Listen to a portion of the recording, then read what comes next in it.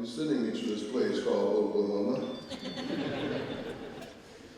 I've learned the meaning of it takes an entire village to raise a child. It takes an entire community like you to provide the insight and the guidance and support that a professor like me needed. So you are my community. Thank you. Thank you for giving me an opportunity to be more than just an academic professor with theories. What I lived here in this place called Oklahoma, very few of my colleagues have ever lived. But before coming here, having an opportunity to meet Martin and Malcolm and, of course, getting to spend some time with Rosa Parks. Incidentally, that's an interesting story. I served on a committee, Keep Detroit Neighborhoods Beautiful, and when I was director of Community Services Urban League. And every year we gave awards to various neighborhoods for improvement. And on one of those committee assignments, I worked very, very hard with the committee members. And at the end of it, it dawned on me. I was introduced to Rosa, but it didn't make any sense to me. It didn't matter. And then the light came on. I said, Rosa Parks, you? She said, yes, George. I could hardly wait to go home to tell Barbara that I had met Rosa Parks. She said, George, I met her in the grocery store 3 weeks ago.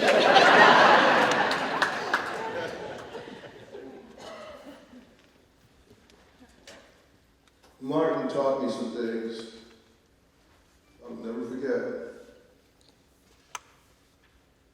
You know, when you're a young community organizer, like Barack Obama was, maybe I should have run for president. No. You have an opportunity, as I did, to meet a wide range of individuals. But the person who impressed me the most was Martin Luther King Jr. Now, I need to tell you that Malcolm wanted me very much. He said, I can't have a revolution without the black intellectuals. And when I was very, very young, I was one of those black intellectuals in Detroit. And I said, Brother Malcolm, I value you, but I'm already committed to Martin. And then he said, will you promise that if you cannot join me, that you will not hurt me? And I learned you can be friends with enemies who really are not enemies because they become friends. And Malcolm and I never really became enemies. But I learned something else. It was never, never, never about the money. It was never about the school systems. It was never about all of the things as a young sociologist I was determined to try to change. Being a Baptist minister, as some of you know, Martin was almost always late at meetings. And all of the meetings were held in somebody's house, intentionally, not the church, at someone's house after March or before in order to do a lot of things. And I remember being very frustrated at one of the meetings. In fact, it was after the meeting of his march that he had in Detroit, in which he kind of improvised the I Have a Dream thing. That was not part of his speech in Detroit, but it became a part of his speech in later marches. He was about 15, 20 minutes late, and we only had 35, 40 minutes to conduct our business. And he looked at me, and he could tell I was disgruntled about something. He said, what is it, George? I said, look, you know we don't have much time to get our business straight, to get things together. Why do you take time when you come in to find the little kids and pick the babies and tickle them and ask them their names and do all of that? But you're taking up the business time. He said, the children are our business, George. What we do is not for us. It's for the next generation of us, and the next generation of them, and so forth. And then I learned. I teach not for George Henderson, but I teach for the next generation of me. Or paraphrasing Jackie Robinson, I opened some doors, and I did things in terms of being the first. And people will always ask me, aren't you proud of being the first property owner in Norman, black-owned property in Norman? I'm proud of this, and I would always remember what Jackie said, and I would always respond, indeed, it's an honor to be the first, or maybe even a privilege. But I will take great pride when I see the second, the third, the fourth, and the fifth, and so forth. And I've taken great pride in seeing the second, the third, and the fourth around Oklahoma be trailblazers. Do what one can and must do. I'm a member of fraternity Kappa Alpha Psi. Some of my brothers are here. Yo. Can't take them anywhere. And part of the commitment in that brotherhood is community service. And I did it to get to become a brother, but I didn't do it for the right reason. I should have been doing it for the next generation and the next generation. But I learned something else also. Although I'm a Kappa, I'm a brother to all fraternity and non-fraternity men and women. That's what the Lord sent me to do. And I'm proud. Now let me get to the subject of this place called Oklahoma. They say it takes an entire village to raise a child. It takes an entire community, and the communities I should say plural, because my communities were in Oklahoma City, Tulsa, Lawton, Altus, and good gracious. All over Oklahoma, I found a community or communities and became part of it. When you honor me, you honor those individuals also. Oh, sure, I got a chance to interact and work with people like Clara Looper and you name them, Sylvia Lewis, and I could go on and on and on. But none of them ever wanted to be known for what they were achieving, but always thinking about what they could achieve. Always for other people. I need to come here. I needed to come to this place called Oklahoma, in which I came for two reasons. At least that's what Barbara and I agreed upon when I accepted an offer to come to the interview. I was going to see the football stadium that Prentice Scott ran up and down, because I heard him on the radio, the announcer talking about him. And by the way, we became lifelong friends after I got here. And I also wanted to see Indians. They had no intention, zero, not, of accepting a job in Oklahoma. Now, when I told Barbara that I had agreed to go to Oklahoma and teach, she said, but that wasn't the deal. The deal was you were going to take a little short vacation and go see a football field and some Indians. And now you tell me that we're going to Oklahoma. I thought, she said, that we would then decide which of the many universities wanted you. Now, wanted you was for this reason. When I got my PhD in educational sociology at Wayne State University in 1965, I was the 13th African American in the United States with that degree, the 13th. I could have gone anywhere. And I had offers from everywhere. So Barbara was preparing for our real business for the communities and universities where we were going to be. And I said, honey, we're going to Oklahoma. She didn't say anything. When Barbara was pissed, she stopped studying. And finally, she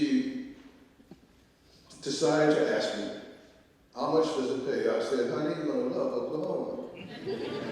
She said, no, that's not what I want to hear. How much?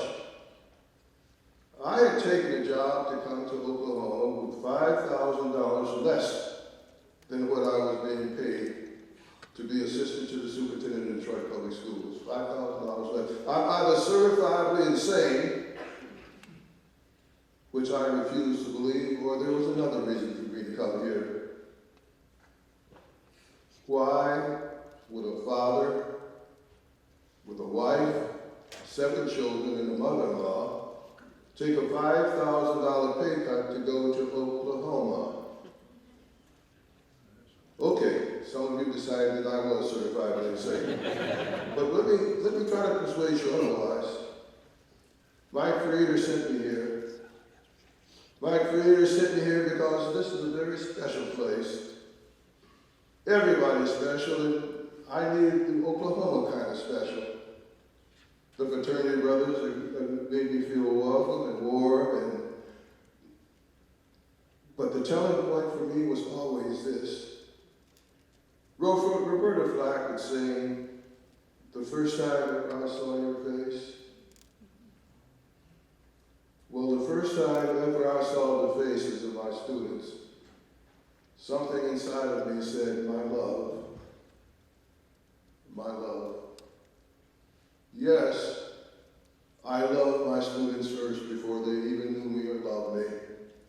Because I saw something in these Oklahoma students, and I saw something in the Oklahoma colleagues and others that I didn't see in Detroit. It was a kind of warmness.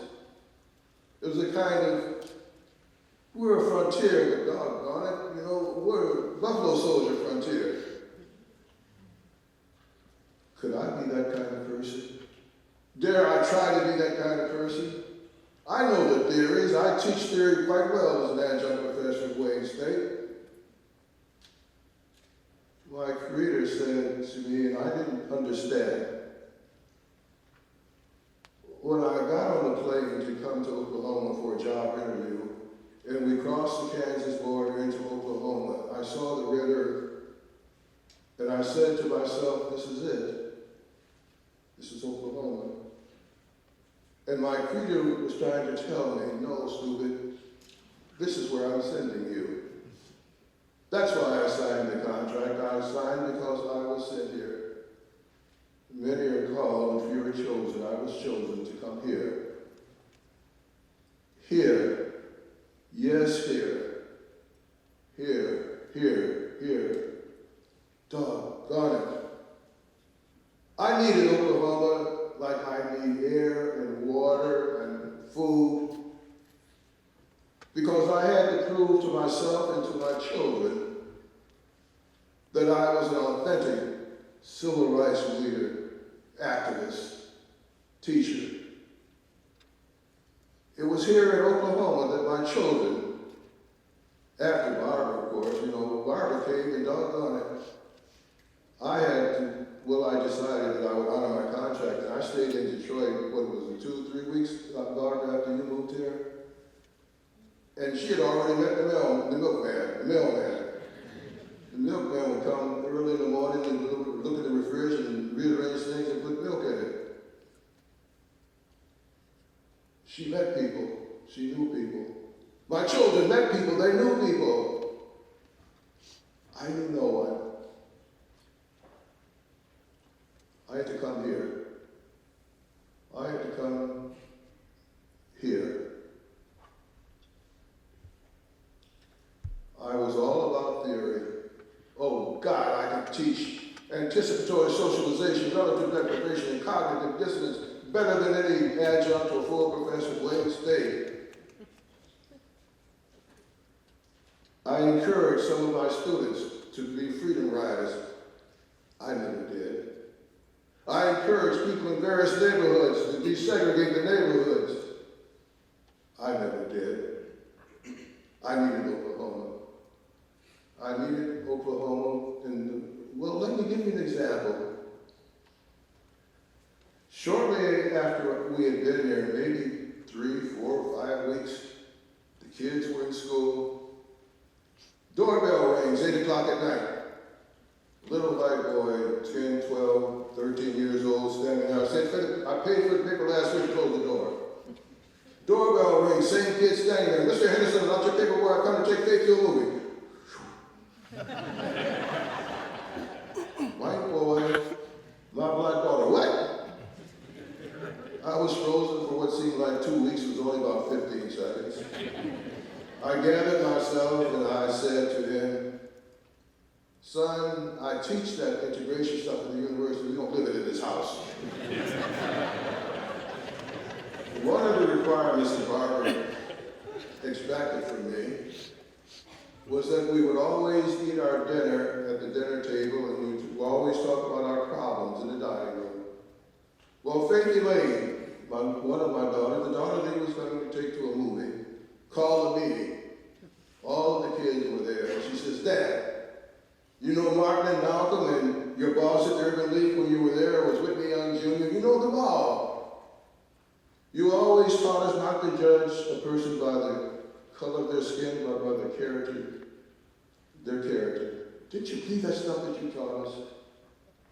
And I said, "I never had a chance to live it." And she said, "We do, let us." They integrated before I did. Barbara integrated before I did. I was a phony. I was a pretender. Once I started teaching in this place called Oklahoma, I found that everything that a teacher needed was there, here.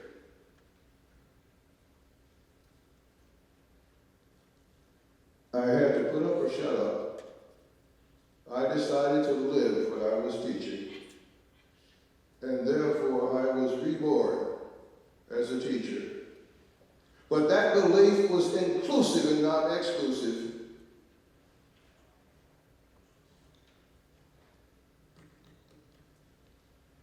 I'm a slow learner. I did a lot of things when I was young. You name it. I was a racist, I was a homophobe, I was a xenophobe, you name it. And one by one, they were peeled away. And I began to do other better things after I knew better. But what I did not do, I did not live what I was telling other people to live in terms of human relations. And when I started living it, I knew I had a reason to be here. Not there, but here. But I didn't know that until much later. I told my mentor that I want, as a career, to be a president of a small, ideally historically black or a desegregated college. I turned down 4 college presidencies. I turned down 4, 5, 6 deanships. I turned down how many chairs? Who's counting? But it was the last one when George Henderson realized that he was really beginning to learn, and he wasn't faking it. University of Minnesota, Senior Vice President in charge of Student Affairs and Academics. I was the first of the interview. They said, "We want you." And I said, "But you're interviewing 2 others." They said, "We don't care. We want you." And after they interviewed all of us, I got the call. "You're it, Dr. Henderson. When can you come and sign the contract?" I told Barbara about David, we landed the big one. We told our children there's a possibility that we're going to be moving to Minnesota. And our children said almost in unison, "You and Mom can go to Minnesota, we're keeping the house here, you can come visit us." They were Hokies.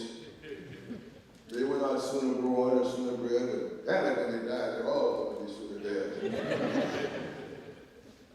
Is it the soil? Is it the air? Is it the water? I don't know, but this was a place where we should be. This is where I found my love. I found you. I've earned more honors and awards than any other professor at the University of Oklahoma. Fact. I've been interviewed by more media sources than any other professor at the University of Oklahoma. That's a fact. I have more plaques and awards and you name them and Barbara will only let me keep a small number in the house and the other in the garage or someplace. That's a fact, too. From 1968 until this year, whenever news media people come to my office and they look at the wall and see the few awards, and on the paper there, on the floor there are awards and all of this stuff, they ask, what are you most proud of? I say, none of these things that you see on the wall or on the floor, the awards and honors. The greatest honor that I have ever had was to have the privilege of teaching the children of Oklahoma. And I knew what love truly meant. I love my students. I love my colleagues. I love my brothers. I'm a loving guy. Now that I know better, I needed you. I'm a better person because of you. How does one say thank you? How does one say because of you, I stopped being a hypocrite and teaching only theory? But I want to give you a little aside about that. I've learned in my journey that if you let words immobilize you or traumatize you, you're in deep doo-doo. If my enslaved ancestors and if my freed ancestors had let words traumatize them, I wouldn't be here. You wouldn't be here. They said, sticks and stones can break our bones and words can cripple us, but we will not let it. It's not what you call me, it's what I call me. I needed Oklahoma because I was accepted in the Hispanic community, in the American Indian communities, in the Black communities. I was also the first faculty sponsor of the Gay Lesbian Alliance at the University of Oklahoma. I remember when some of the students came to me and said, will you sponsor us? I said, well, why do you come to me? And you know, there's some gay professors. They said, but they don't want to come out of the closet. And they said, by the way, you sponsor everybody. And now that I think about it, I kind of did. I said, I have one condition. You will not proselytize, you will educate, and you will treat people as you want to be treated. They adhered to that. Working with the black students and their white allies was one of the most profound, mind-changing, philosophical changes that I've ever made. I found students who were leaders before they got here, and they only needed a chance to be leaders after they got here, and George Henderson, Melvin B. Tolson Jr., and Lynn Marie Tolliver were their sponsors. And they changed things. I only assisted. I tried to use my platform to help whomever and whatever I could.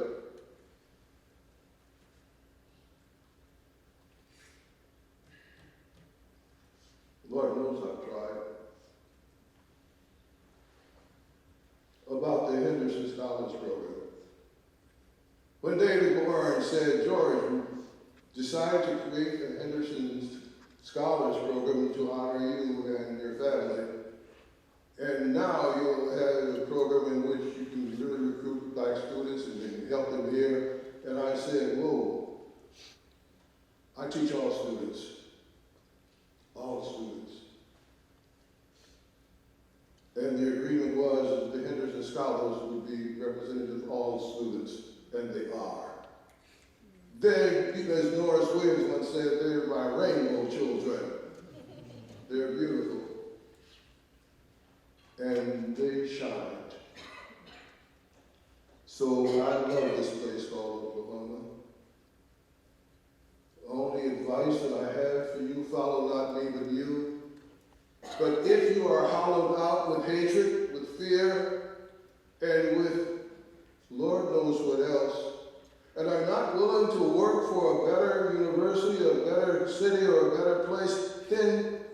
what's your education for? If it's for money, let me encourage all of the students who are here. Go to a hardware store, buy a gun. On the way out, buy a ski mask. Pick up a pair of scissors and cut some holes in the ski mask for your eyes. Buy some bullets. Rob a bank. But I found as a teacher, I can also rob people by not being genuine with them and honest with them. And I found that I have not been the kind of teacher that wanted to proselytize and only accept one point of view. I accept a lot of point of views. My final thoughts to you is, and I'm really thinking about myself now. You cannot do everything, but you can do something. And silence is never the answer. I've come belatedly to apologize for my behavior during the civil rights movement. We held hands, black and white and brown and all of the colors mixed together, and we sang, "We shall overcome." Deep in my heart, I do believe we shall overcome someday. Hold on. Hold on just a little bit longer, your change will come. Everybody's got a right to live. I sang those songs. It wasn't about everybody. It was about black men. Not black women. Not brown women. Black men. Baird Rustin, the architect of the civil rights movement, because he was a Quaker, and he was a pastor, he believed in nonviolence, and he taught it.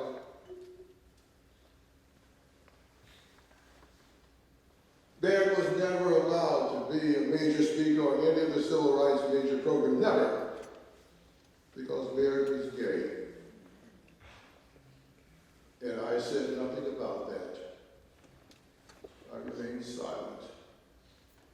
Rosa Parks said, surely you can have at least one female out of the 10 major speakers. Never did. Martin spoke the quiet part to Coretta. She said, why don't we have at least one woman in your march on Washington? And he said, your time has not come. We use women to organize meetings, to get members, and to collect money, and do all of those things. And by the way, put it back together again after they fed us, but we never gave them a chance to lead. And I remained silent. J'accuse George Henderson. Silence is never a good thing to do and a good person to be. We never saw a person with a physical disability on that stage, black or white. We never saw, and I could go on and on with the list. We is an inclusive word, not an exclusive word. There is no I in we. There is no I in us. I learned to make it inclusive here in Oklahoma. When I became a brother, a grandfather, a cousin, an uncle, whatever they needed, to people of different racial and ethnic groups, because they too are America. As I am now, some of you will become. As you are now, I once was. In between that beginning and your end, don't just be quiet when things are being exclusive and excluding other people. Before Martin Luther King Jr. was assassinated, he had already planned with Baird. The next march would be a march on poverty, because there are enough poor people, no matter what their race or ethnicity, who need help. And if we teach our children well, they will be among those who have an opportunity. Oklahoma, thank you. Thank you for allowing me to understand it was never about the money. It was always about the people. And the cord that binds us together, all of us, is love. Love. I've given people permission to use me, or as the song goes, use me until you use me up. And that's okay. Because in the process of using me, they were helping others. This is a special moment for me. Barbara and I have been around the world, and I've had a chance to speak to people around the world, but I always feel better about it when I'm on the plane coming home, and home is Oklahoma. This place. Our students are capable of going to any university that they want with the proper assistance and guidance.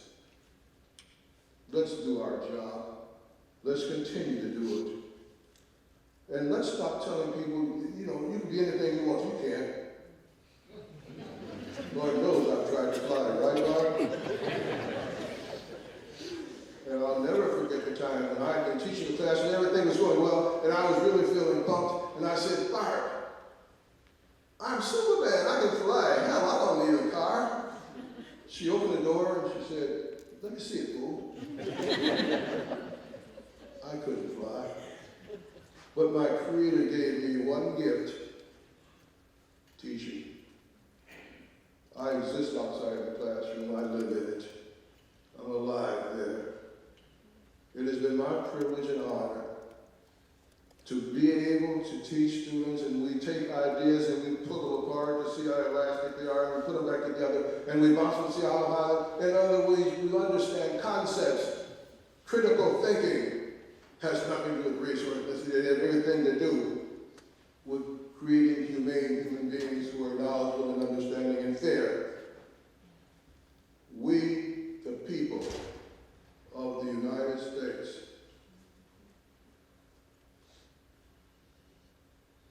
my mother,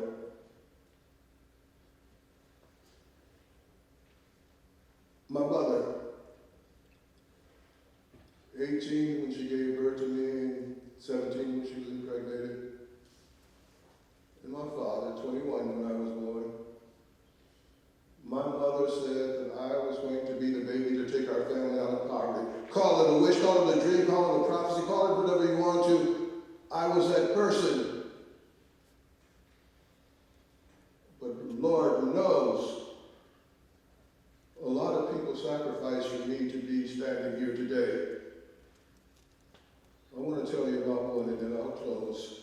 And there's always someone in our family or in our group who will sacrifice so that we can be like what I'm doing. That was my cousin Robert. I was born in June and he was born in July. Same age, but I'm older because I was born in June. My friend Robert and I both belonged in gangs when I was in middle school.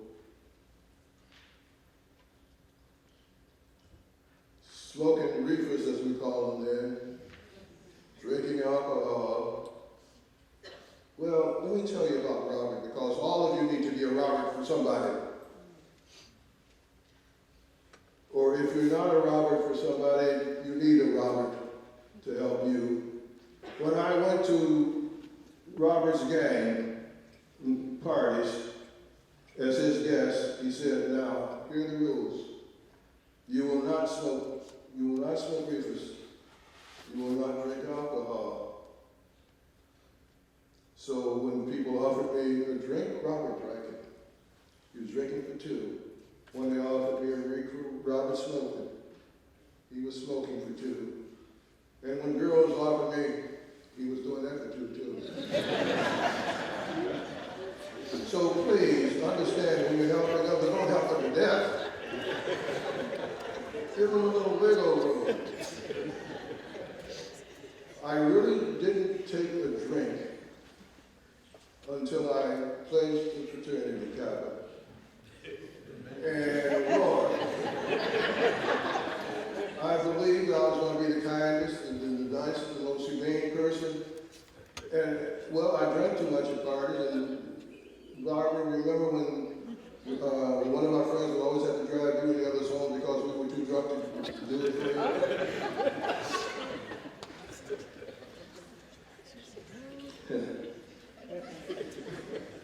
Robert was an alcoholic before he was 15 years of age. He was a Skid Row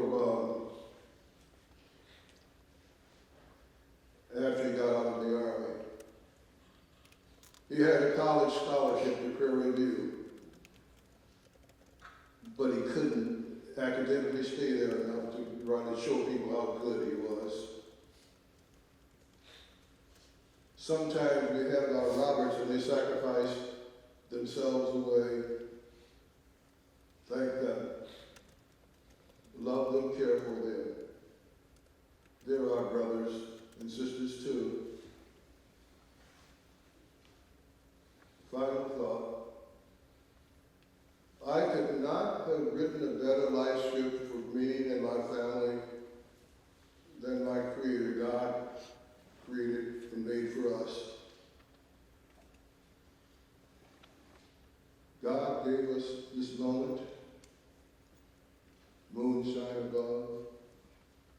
God gave us many moments in Oklahoma, and let there be love. My children and their children and their children are some of the most loving, some of the most kind, and some of the most intelligent people that I've known. They're good people. They're good Oklahomans. I needed you. But my final tribute is to Barbara. I would have left this university, or tried to leave. I don't think God would let me go. I would have left this university after 2 years. I was frustrated. I didn't think that I was helping students to get things done fast enough. And the first job, distinguished professorship that I was offered, Barbara said, I did not pack our children up and my mother up to come here and leave after 2 years. We leave when we're ready, not a moment earlier or a moment later, when it was time. It has never been time for us to leave Oklahoma. People ask me, why did you come to the University of Oklahoma? Students ask me, and I tell them, I came for you. Why do you stay in Oklahoma? I stay for you. I love you. So I thank you for who you are, what you've helped me to become. Some of you are my brothers and I know you, or sisters, I know you. Others I do not know, but let me tell you, I love all of you. I want to be remembered as a person, as Martin or Mahatma Gandhi, who, when he's dead, the people will say, he loved us first. I loved you first, and I don't regret it. Thought from my mother. She died a few months before I was inducted into the Oklahoma Hall of Fame. I look at you now and I want to say to my mother once again, my career is ending. Thank you, Bob. We made it, top of the academic world.